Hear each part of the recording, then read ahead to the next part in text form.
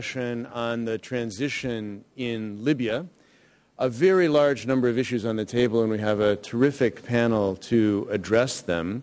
Prime Minister Jibril just recently, today and also yesterday, put both long and short-term issues on our agenda. So short-term stability, securing the arms that are floating around in the country, long-term political and social reconciliation.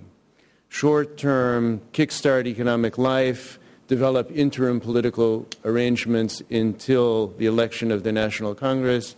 Long-term, an economic and political vision for the country. I've asked each of the panelists to say a little bit about their own perspective and to speak both to these very short-term issues as well as to the longer-term vision of Libya's future. But I'd like to begin by asking Mr. Ahmed Jehani, who is the Minister for Reconstruction with the National Transition Council, to introduce our topic with a few brief remarks from the point of view of the NTC. I should say that it's a real pleasure to see Ahmed here. It turns out he and I taught and studied law and economic development together and were classmates at the Fletcher School 35 years ago, something like that. Maybe I shouldn't admit it. But it's marvelous to see you putting in practice what I've only managed to study over and over. So please. No, we have a job for you too. So you can put it in practice as well. Well, good afternoon. And thanks, David. It's a pleasure to see you. You still look young.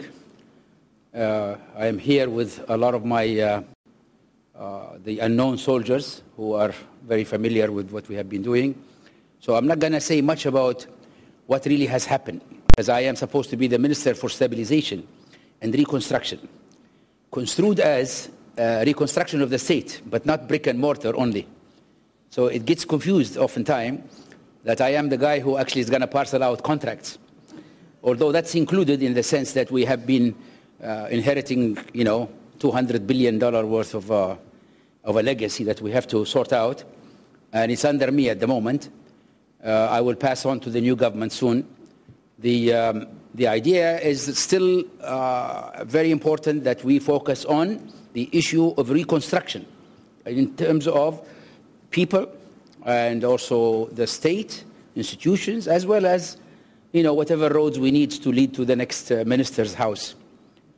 So the stabilization part was actually a great story that will be crowned by a report that my colleagues, led by the very dedicated man, my chief operating officer and spokesman Aref, he will actually cover that because it is a real story that's worth really telling, that led us to declaring our plans to be now the stage for implementation just one day before Tripoli fell.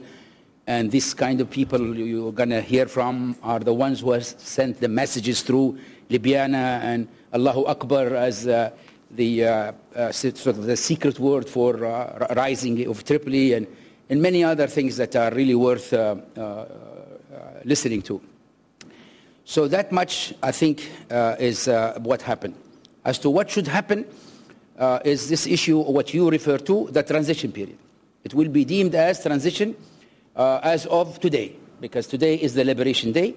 It will start this process under the proclamation, the constitutional proclamation, that it is for 240 days that we will have to deal with an interlocking and areas of how to ensure a safe and secure environment, you mentioned, and we're going to get into that. How to deal with the issue of rule of law and transitional justice, and then how to deal with the social group of things, the being of our people, but also the youth as they come back with a high esteem. They fought and they got us rid of the despot. And then the issue of how to rehabilitate them and eventually to get into this truth and reconciliation, which we need to do. And of course, not to forget that this is all can only be done if we have the right political environment, unity of effort, basically having an effective government, which is really the governance part of it, that basically adhere to principles of rule of law and transparency, accountability. And last but not least is the economic recovery. Those issues that are related to public expenditure management, financial management, how to get the country back to some kind of a sustainable, for this period, of oil production levels, as well as how to get the releases in a graduated manner of our frozen assets that are now connected to the fact that performance of the government would also be upfront there. So there's a whole host of issues that are not necessarily easy to address because the sequencing of that and the complexity of these issues are what is going to make or less than make the period ahead. I am very much optimist on this because we have been, coming from almost very low level where my own building where I live was shot at by a rocket. And we have had the death sentence meted out against me and others in the council. So clearly when you see now all of these people celebrating and all of this throughout the country, the victory, of course, is without doubt. The issue of how to make the youth now that have traditionally had been more or less of let's call it a low self-esteem, now they're coming back with a high self-esteem, the people who have liberated the country. How to deal with that, how to integrate, how the combatants, and that includes also the other side, no question about that, and how to deal with the issue of arms. The issue of arms is very much related to the issue of what kind of national institutions you're going to have. One institution that we need, and we need very quickly, is this issue of the army, national army. Not because we want to fight anybody else, but we want to be able to at least have an option if arms are not necessarily sort of reduced because of persuasion, money, whatever other programs you're going to have, national service, then you probably also need an army that also look after the borders. And right now we have guaranteed our maritime borders and the territorial borders. The NATO is taking care of our air. And so basically we are now at the stage where we are hoping to start, maybe soon, issues of justice, transitional justice, that it is due. Our courts have started. We have now a new Supreme Court Chief Justice and a Prosecutor General. We are prosecutorial. He knows more about the common law, civil law debate we always had. So the idea is that we are now set to start with a new government. Hopefully it's going to be an effective government. You heard from Mr. Jibril that many of us are not going to be there. I am going to assume a role which is already now being agreed to, which is more like a constitutional body that I'm a senior advisor for technical assistance, seemingly very sort of innocent. But the idea is to monitor, safeguard the reforms that the government would adopt, and then make sure that the issue of matching the technical assistance which is being lined up to actually be effectively used. And so I'm not going to be a one-man show. There'll be a lot of people who have been with us in the stabilization, who have been in really great Samaritan. No one was paid any money. We operated with zero budget. This is not going to be the case, of course, as we go forward. But they are going to be an army of young Libyans, mostly either expatriates who we are trying to more or less attract to come. I have had a big meeting in Derna just 2 weeks ago in this subject. And some people are willing to actually really come and bitch and help. So I probably talk too much, but I can tell you that that there is enough there to assume that there will be a very good scenario that is going to unfold. Why? Because I think two things are very important. Libya has kick-started history.